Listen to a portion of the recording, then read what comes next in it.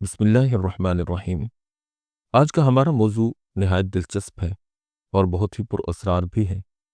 کیا ایک ایسا شخص جو نبی کریم صلی اللہ علیہ وسلم کے زمانے میں موجود تھا دجال ہو سکتا ہے؟ کیا وہ غیب کی خبریں جانتا تھا اور کیا صحابہ کرام بھی اس کے بارے میں پریشان تھے؟ یہ ہے صاف ابن سیاد کی کہانی، ایک ایسی کہانی جو آج تک ایک راز بنی ہوئی ہے اور اس کی حقیقت اللہ اور اس کے رسول کے سوا کوئی نہیں جانتا۔ مدینہ کے قریب ایک یہودی قبیلے میں ایک لڑکا پیدا ہوا جس کا نام عبداللہ ابن سیاد یا صاف ابن سیاد تھا۔ کہا جاتا ہے کہ بچپن سے ہی اس میں کچھ غیر معمولی صلاحیتیں موجود تھیں۔ لوگوں نے مشاہدہ کیا کہ وہ بعض اوقات ایسی باتیں کرتا تھا جو حقیقت میں سچ ثابت ہو جاتی تھی۔ یہ افواہیں نبی کریم صلی اللہ علیہ وسلم تک پہنچتی ہیں۔ آپ صلی اللہ علیہ وسلم نے خود اس کا امتحان لینے کا فیصلہ کیا۔ آپ نے حضرت عمر اور دیگر صحابہ کے ساتھ ابن سیاد سے ملاقات کی اور اس سے سوالات کیے۔ نبی کریم صلی اللہ علیہ وسلم اس کے پاس پہنچتے ہیں اور پہلا سوال کرتے ہیں، میں نے تمہارے لیے ایک بات چھپا رکھی ہے، بتاؤ وہ کیا ہے؟ ابن سیاد نے آپ صلی اللہ علیہ وسلم کی بات سنی اور پھر کہنے لگا دخان یعنی دھواں۔ یہ سن کر نبی کریم صلی اللہ علیہ وسلم نے فرمایا بس تم کبھی حد سے آگے نہیں بڑھ سکتے۔ گویا کہ وہ کچھ جانتا تھا مگر مکمل علم نہیں رکھتا تھا۔ نبی کریم صلی اللہ علیہ وسلم کو جب یہ بات معلوم پڑی کہ وہ اس طرح کی کوئی نہ کوئی چیز اور علم جانتا ہے تو آپ صلی اللہ علیہ وسلم کو مزید تجسس اور اشتیاق پیدا ہوا اور آپ صلی اللہ علیہ وسلم اس کے حالات کو معلوم کرنے کے در پہ ہو گئے۔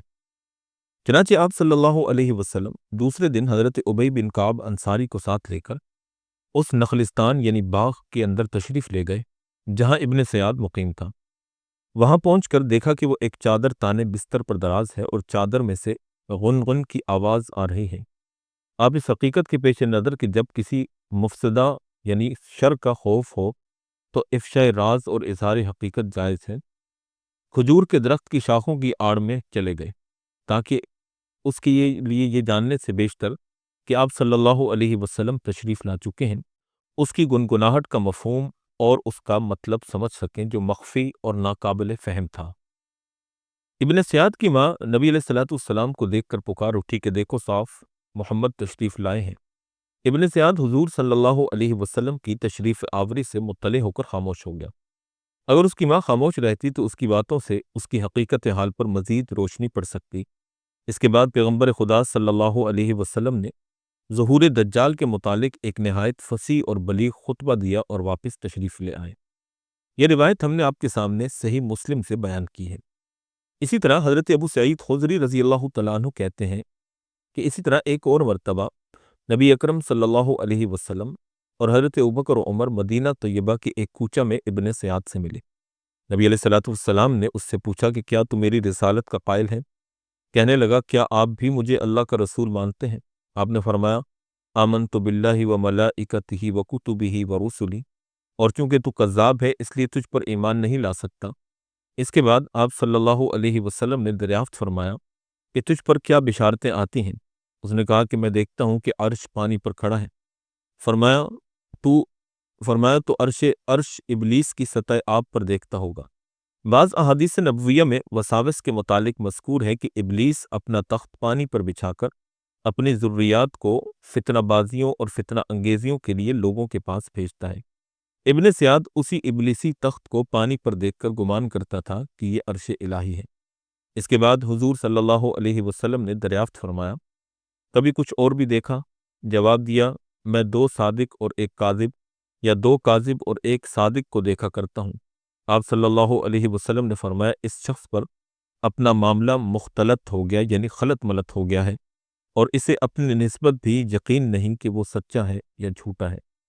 اسی طرح حضرت ابو سعید رضی اللہ تعالیٰ عنہ کا بیان ہے کہ ایک مرتبہ ابن سیاد نے نبی اکرم صلی اللہ علیہ وسلم سے جنت کی مٹی کا حال پوچھا۔ آپ نے فرمایا کہ وہ سفیدی میں میدے کی مانند ہے اور اس کی خوشبو خالص کستوری کے مشابہ ہے۔ یہ دونوں روایتیں صحیح مسلم سے ہم نے آپ کے سامنے بیان کی ہیں۔ اس روایت سے یہ پتہ چلتا ہے کہ ابن سیاد کبھی کبھی حضور صلی اللہ علیہ وسلم کی خدمت میں حاضری بھی دیتا تھا، لیکن کسی روایت سے یہ معلوم نہ ہو سکا کہ ابن سیاد نے کس سال آپ صلی اللہ علیہ وسلم کی بارگاہ رسالت میں حاضر ہو کر بیت اسلام کی اور کتنی مرتبہ آپ کے دربار میں حاضری دی، لیکن یہ امر تعجب خیز ہے کہ ابن سیاد جیسا کاہن مدعی نبوت عہد رسالت میں خاص مدینت الرسول کے اندر موجود ہو، یوم حرہ کے واقعات حائلہ تک جو یزید کے عہد ظلمت میں ظہور پذیر ہوئے، ہزارہ صحابہ کو اس نے وقتاً فوقتاً ملنے کا اس کا اتفاق ہوا ہو، اور پھر اس کو حالات اور سوانح حیات شرع اور بس سے نہ مل سکے۔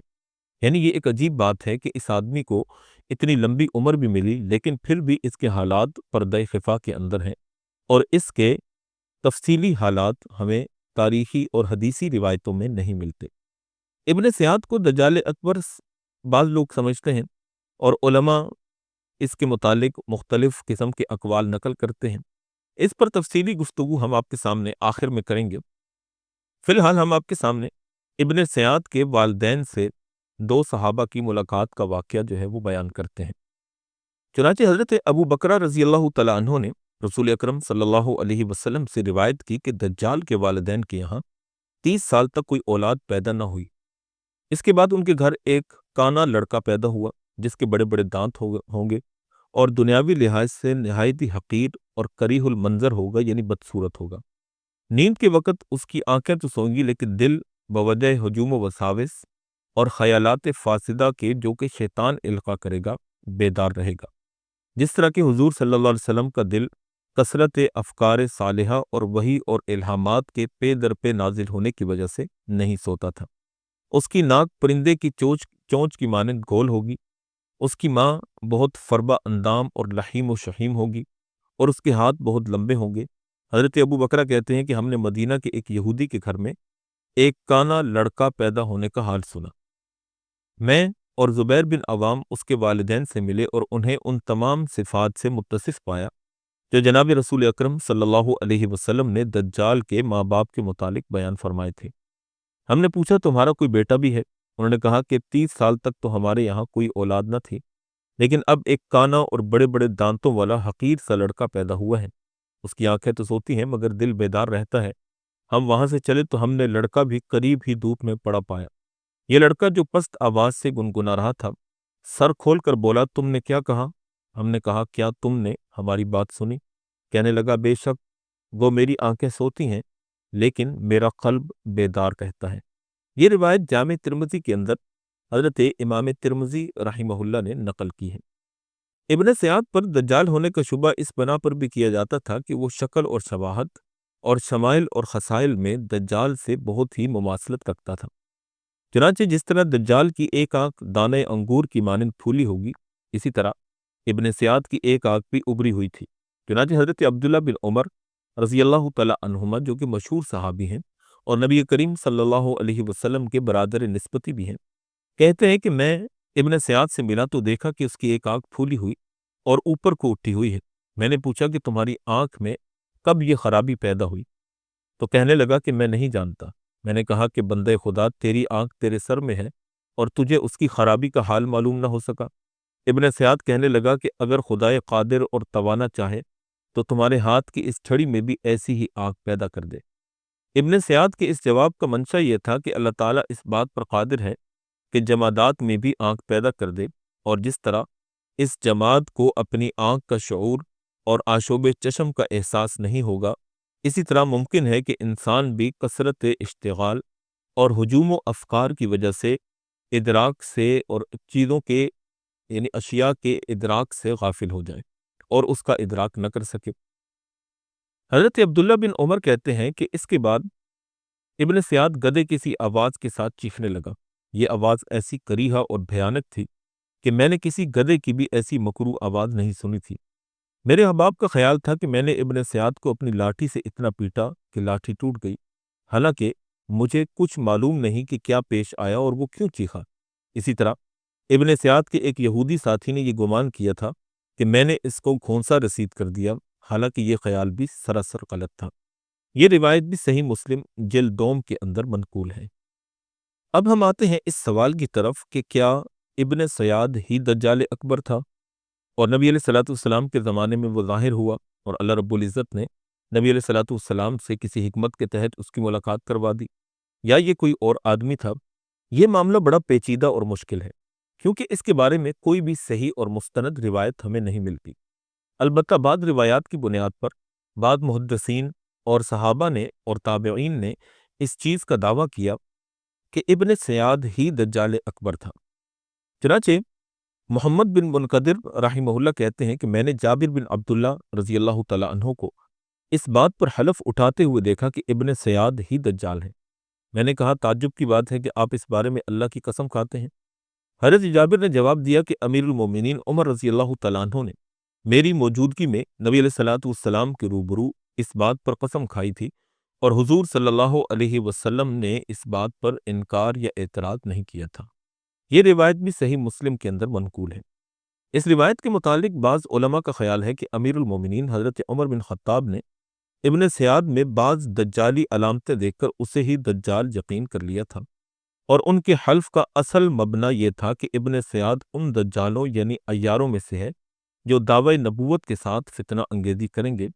اس کی سوگند کا ہرگز یہ منشا نہ تھا کہ وہ دجال اکبر ہیں، اور حضور صلی اللہ علیہ وسلم کے سکوت کی وجہ یہ تھی کہ آپ صلی اللہ علیہ وسلم اس وقت تک آسمانی اطلاع نہ پاتے کہ باعث خود متردد تھے کہ ابن سیاد جس میں دجالی علامتیں پائی جاتی ہیں یہ دجال ہی ہے یا نہیں ہے۔ لیکن معلوم ہوتا ہے کہ جب آپ نے تمیم داری رضی اللہ تعالیٰ عنہ کی زبان سے عرب کے ایک جزیرہ میں دجال کے قید ہونے کا واقعہ سنا تو اس وقت آپ پر دجال کی شخصیت متحقق اور متعین ہو گئی، اور یہ ابہام دور ہو گیا کہ ابن سیاد دجال نہیں ہے۔ چنانچہ اس چیز کے اوپر بعض مزید قرائن اور شواہد بھی موجود ہیں کہ ابن سیاد دجال نہیں تھا۔ چنانچہ ہم وہ قرائن اور شواہد آپ کے سامنے پیش کریں گے جس سے آپ کو فیصلہ کرنا آسان ہو جائے گا۔ چنانچہ احادیث صحیحہ سے ثابت ہے کہ دجال مکہ معظمہ اور مدینہ طیبہ میں داخل نہ ہو سکے گا، اور تعجب ہے کہ جن حضرات نے ابن سیاد کو دجال اکبر یقین کیا ان کا ذہن ان روایات صحیحہ کی طرف کیوں منتقل نہ ہو سکا۔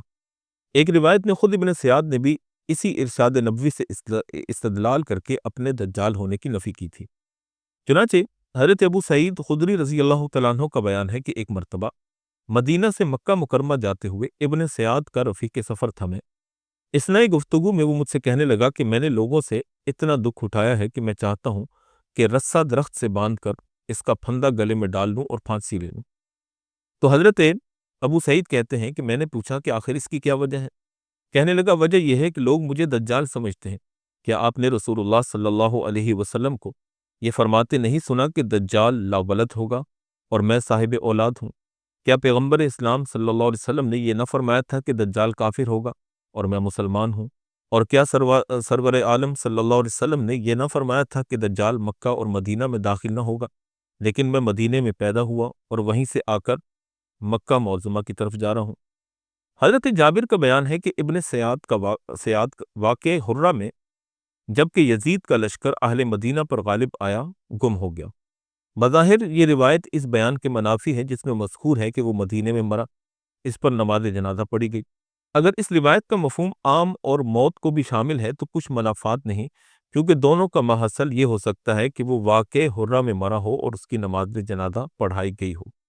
باقی دجال ایک جزیرے کے اندر قید ہے، اور اس کے متعلق ہمارے چینل پر الگ سے ایک ویڈیو موجود ہے جس میں اس حدیث کو ہم نے تفصیل کے ساتھ بیان کیا ہے، جس میں حضرت تمیم داری رضی اللہ تعالیٰ عنہ جو اب تک مسلمان نہیں ہوئے تھے ایک سمندری حادثے میں ایک گمنام جزیرے پر پہنچے اور وہاں پر جساسہ اور پھر اس کے بعد دجال کے ساتھ ان کی ملاقات ہوئی، جس روایت کو فاطمہ بنت قیس صحابیہ روایت کرتی ہیں۔ لیکن صوف ابن سیاد مدنی کے بارے میں کوئی صحیح روایت اس چیز کے اوپر روشنی نہیں ڈالتی کہ اس کا انجام کیا ہوا۔ چنانچہ ہم نے ایک روایت یہ بیان کر دی آپ کے سامنے کہ وہ واقع حرہ یعنی یزید کے لشکر نے جب مدینہ طیبہ پر حملہ کیا تو اس میں وہ گم ہو گیا۔ بعض کہتے ہیں کہ وہ اس جنگ کے دوران گم ہوا اور پھر ایسا گم ہوا کہ آج تک اس کا کوئی پتہ معلوم نہ ہو سکا۔ بعض کہتے ہیں کہ وہ جنگ میں مارا گیا اور اس پر نماز جنازہ بھی پڑھی گئی۔ بعض کہتے ہیں کہ وہ مسلمان ہی نہیں تھا۔ اب اس کی حقیقت تو اللہ تعالیٰ ہی جانتا ہے، اور یہ چیز ایک راز ہے جو کہ آج بھی باقی ہے اور وہ اس کے ساتھ ہی چلی گئی۔ ناظرین گرامی، آپ کو کیا لگتا ہے کہ صوف ابن سیاد دجال تھا یا وہ صرف ایک غیر معمولی انسان تھا؟ اپنی رائے سے ہمیں کمنٹ میں ضرور آگاہ کیجیے گا کہ آپ کا اس کے بارے میں کیا خیال ہے۔ اور کیا آپ اس سے پہلے صاف ابن سیاد نامی شخصیت کے بارے میں جانتے تھے؟ اگر نہیں تو ہمیں کمنٹ سیکشن میں ضرور بتائیے گا اور اپنی رائے کا اظہار بھی کیجیے گا کہ کیا آپ کو لگتا ہے کہ صاف ابن سیاد ہی دجال تھا، یا پھر یہ کوئی غیر معمولی شخصیت یا غیر معمولی طاقتوں کا حامل کوئی شخص تھا جو کہ اپنی پراسرار طاقتوں کے ذریعے سے، اپنے علم اور اپنے عمل کے ذریعے سے لوگوں کو متاثر کیا کرتا تھا۔ اب آخر میں آپ لوگوں سے گزارش ہے کہ ہمارے چینل کو سبسکرائب ضرور کر دیجیے گا، بیل آئیکن کے بٹن کو بھی پریس کر لیجیے گا تاکہ ہماری نئی آنے والی ویڈیوز کے نوٹیفیکیشنز آپ کو ملتے رہیں۔ لہٰذا ایسی ہی مزید معلوماتی اور اسلامی ویڈیوز کے لیے ہمارے ساتھ جڑے رہیے گا۔ اللہ پاک ہم سب کا حامی و ناصر ہو۔ وما علینا الا البلاغ المبین۔